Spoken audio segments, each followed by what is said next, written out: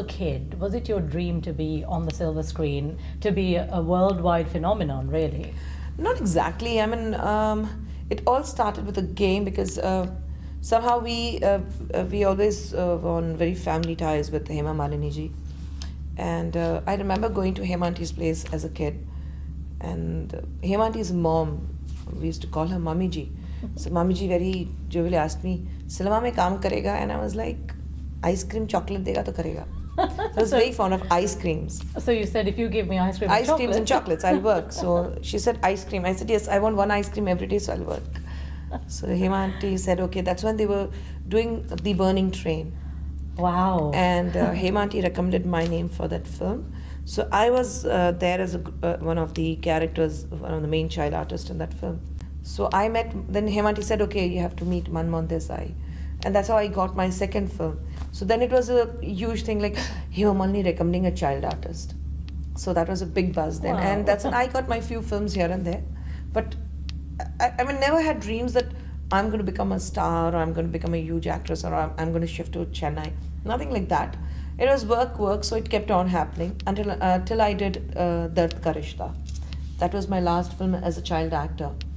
And that film really gave me a lot of recognition. People, I remember I missed National Award by one vote for that film as the best child actor. And that's when people really sat up and looked at me and said, oh, this girl is really good. But then I had reached a very odd stage, you know. I was not a kid, not an adult, adolescent period in between. Yes. So then I took off for 3 years, 2.5 to 3 years, I didn't work. And that's when Mr. Boni Kapoor came forward and he offered me a film as a lead. Prem, that eventually Tabu did. So me and Sanjay were supposed to be introduced together in that film. But then that film went on in the making for a long time, and then I signed a couple of other films. And one after the other, things fell in place and something happened which I had to shift to Chennai. That's it. That's it. And you have 2 daughters Yes. as well. Tell me a little bit about your interactions with them. How do they feel about Mummy being on the screen? Have they seen your old work? No, for a very long time they didn't know that I act in films. They thought I'm just a television actor because they've seen me doing Jackpot and my serials and a couple of other television programs. So for a very long time they didn't know that I act in films. For them, father was the hero. Like he's a director. Oh. He's done films with Rajni, Kamal, Karthik, everyone. And then when he became a hero, then they're the father's babies, both of them. And then they started watching my songs on television. So very accidentally, they saw me and Rajnikant dancing. And they were like, Amma, you've done a film with Rajnikant? And I'm like, yes. Oh, we didn't know that. Oh. And then when Sundar was doing Anbe Sivam with Kamal sir, Kamal used to tell Avantika that me and your mom have done a couple of films together. She was very young then to understand. But then she saw my films again with Kamal sir and she was like, oh, you've done films with Kamal uncle also. So it's very different for them. Probably at home, we don't discuss work. You won't find any shield or any awards at home, neither mine nor of Sundar. And no pictures, except for family pictures, our friends' pictures. There are no pictures at all at home, which probably depicts that we belong to the cinema industry. So the atmosphere is very different at home. So I think they know I act in films. They know I'm an actor. They don't know I'm a star.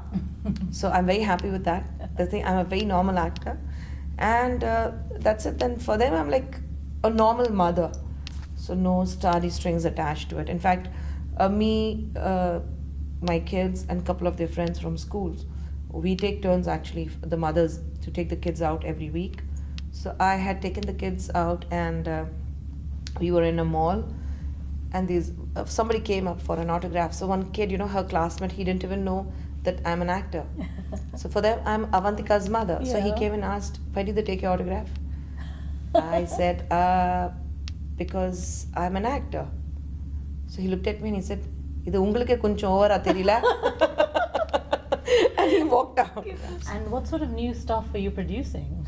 We're just doing a new film, which is tentatively titled Nagaram, which Sundar is directing as well as acting. We have Vadivel and we have Bose, and Taman is doing the music for that.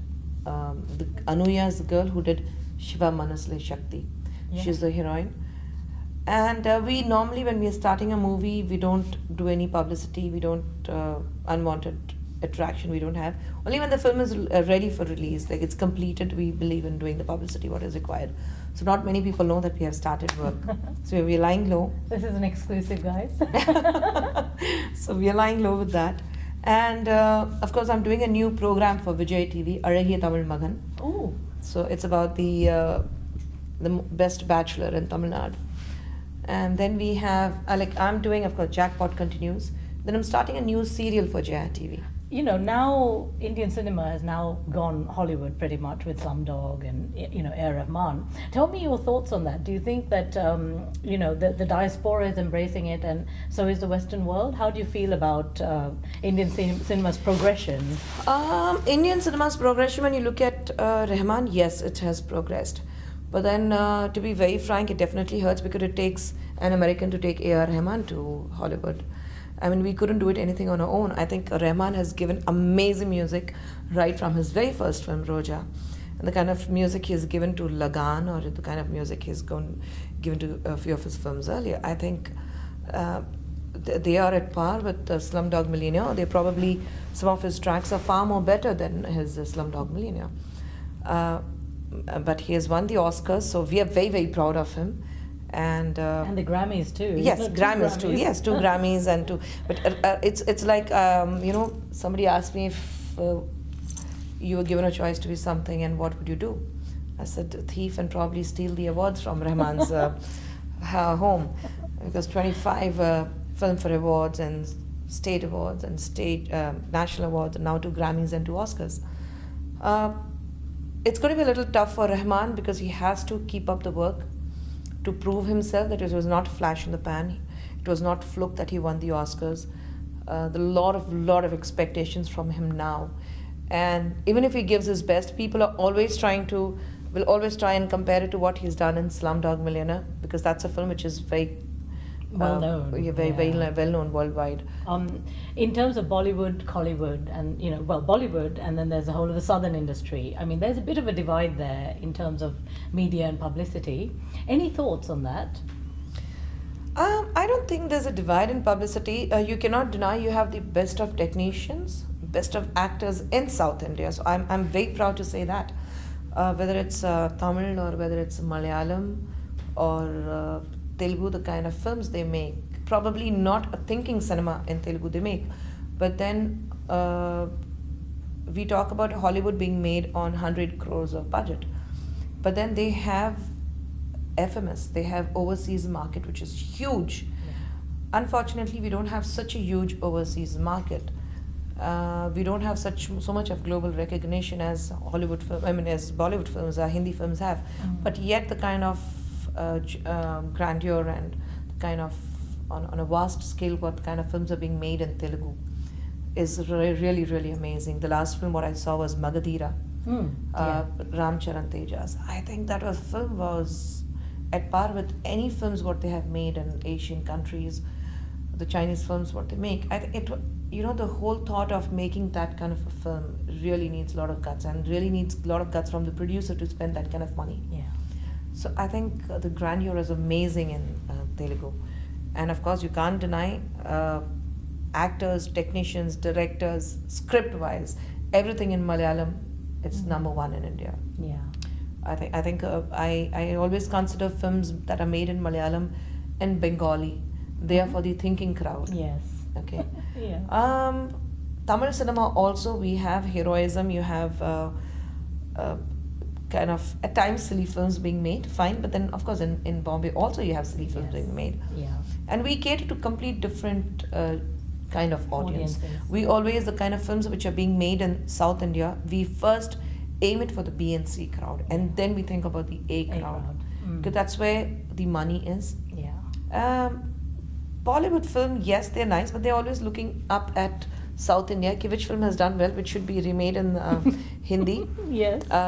Which director has done well, so which director can be taken back to Hindi. And of course, I'm glad they've started with the heroines also. Yes. So Sridevi, Jayapradas are back in Bombay, all the new Sridevis and Jayapradas. Yeah. So it's nice. It's like a cycle, right?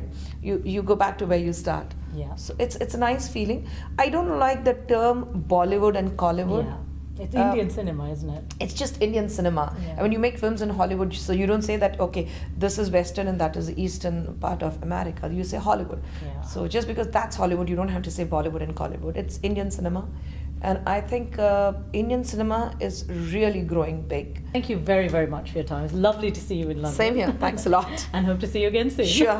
Thank you. Thank you.